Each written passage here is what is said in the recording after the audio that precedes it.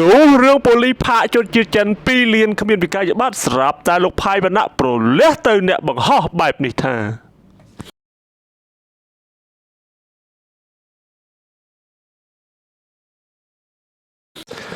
ដូចបងប្អូនទាំងអស់គ្នាបានជ្រាបហើយកាលពីម្សិលមិញនៅខាងខេត្តព្រះសីហនុមានការផ្ទុះកក្រើកពេញបណ្ដាញសង្គម Facebook តែម្ដងដែលពាក់ព័ន្ធនឹងករណីដែលល្បីថាប៉ូលីសចរាចរណ៍ហ្នឹងគឺធ្វើការផាកពិន័យជនជាតិចិនចំនួន2លានរៀលតែគ្មានវិក័យប័ត្រហើយក្នុងនោះគឺ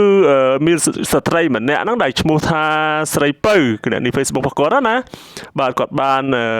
ប៉ះពាក្យសម្ដីជាមួយនឹងកងកម្លាំងប៉ូលីសចរាចរណ៍នៅខាងក្រុងព្រះសីហនុ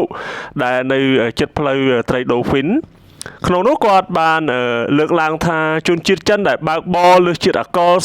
0.68 មីលីក្រាមក្នុង1លីត្រខ្យល់ត្រូវផាកពិន័យ2លានរៀលឲ្យចេញវិក័យប័ត្របង់លុយក៏មិនព្រមសូមបងប្អូនពិចារណាទាំងអស់គ្នាខាងណាខុសខាងណាត្រូវកើតឡើងនៅយប់អាធ្រាត្រឈានចូលថ្ងៃទី3ខែកុម្ភៈឆ្នាំ2026ស្ថិតនៅក្រុងព្រះសីហនុចុងក្រោយសមត្ថកិច្ចឃាត់ខ្លួនអ្នកបើកបរជនជាតិចិននេះបើយោងតាមគណនី Facebook មួយដែលគាត់បានលើកឡើងបែបហ្នឹងកាលពីថ្ងៃទី3ម្សិលមិញនេះហើយនៅថ្ងៃដដែលនៅថ្ងៃទី3ហ្នឹងគឺស្នងការដ្ឋាននគរបាលខេត្តព្រះសីហនុក៏បានចេញសេចក្តីបំភ្លឺហើយថាគាត់មិនបានយកលុយពីជនជាតិចិននោះទេដែលក្នុងនោះសមត្ថកិច្ចបានបញ្ជាក់ថាដាច់ខាតគឺមិនទទួលលុយភ្លាមជាថ្នូរនឹងការបន្តធ្វើដំណើររបស់ជនជាតិចិននោះទេព្រោះគាត់ស្រវឹងខ្លាំងត្រូវយករថយន្តទៅស្នងការដ្ឋានដើម្បីពិន័យតាមច្បាប់ប៉ុន្តែនារីរូបនោះបែរជាឡំប៉ាឡាយប្រមាថសមត្ថកិច្ចលោកវិរៈសេនីយ៍តូនៅចន្ទរានាយការិយាល័យនគរបាលចរាចរណ៍ផ្លូវគោកនោះក៏បានបំភ្លឺបន្ថែមទៀតថានៅយប់ថ្ងៃទី2ខែកុម្ភៈឆ្នាំ2026នោះកងកម្លាំងការិយាល័យនគរបាលចរាចរណ៍ផ្លូវគោកបានដាក់គោលដៅត្រួតពិនិត្យជាតិអាល់កុលនៅលើផ្លូវ28មិថុនាស្ថិតនៅក្នុងសង្កាត់លេខ3ក្រុងនិងខេត្តព្រះសីហនុនឹងបានធ្វើការពិនិត្យណែនាំរថយន្តនិងម៉ូតូជាច្រើនគ្រឿងដោយឡែកក្នុងពេលដែលត្រួតពិនិត្យនោះបានពិនិត្យនៅរថយន្តមួយគ្រឿងម៉ាក Alfa ពណ៌ខ្មៅដែលបើកបរដោយជនជាតិចិនម្នាក់ក្នុងស្ថានភាពស្រវឹងដែលមានជាតិអាល់កុលក្នុងខ្លួន 0.68 មីលីក្រាមក្នុង1លីត្រខ្យល់ហើយត្រូវបានសមត្ថកិច្ចយើងឃាត់ឲ្យនៅនឹងកន្លែងពេលស្វាងទើបសមត្ថកិច្ចសម្រួលឲ្យទៅផ្ទះវិញ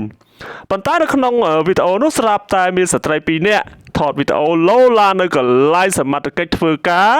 ដើម្បីរំដោះជនជាតិចិននោះហើយធ្វើការជេរប្រមាថមើងងាយទៅលើកងកម្លាំងសមត្ថកិច្ចទៀតនិយាយទៅមុខទៅក្រោយទំនងជាស្រវឹងដូចជាជនជាតិចិនដែរនិងរំខានដល់កិច្ចការរបស់សមត្ថកិច្ចបង្ហោះផ្សាយ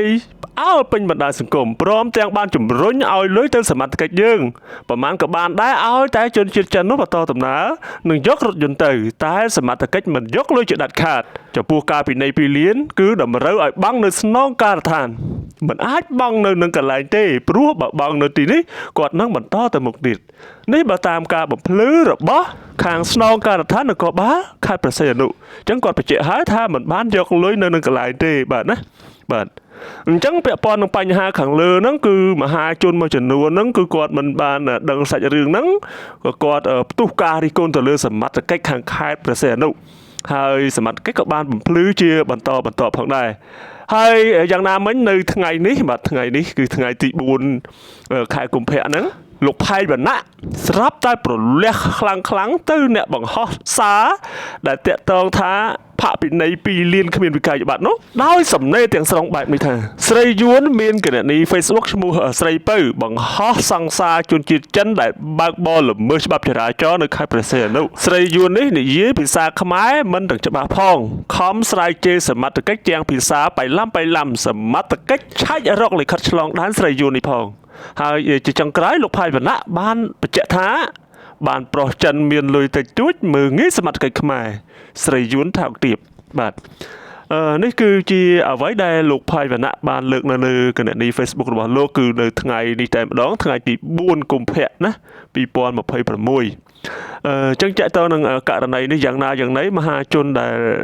នៅក្នុងបណ្ដាញសង្គម Facebook លោកនឹងធ្វើការពិចារណាទាំងអស់គ្នាតាមការគួរណាបាទណាអរគុណច្រើន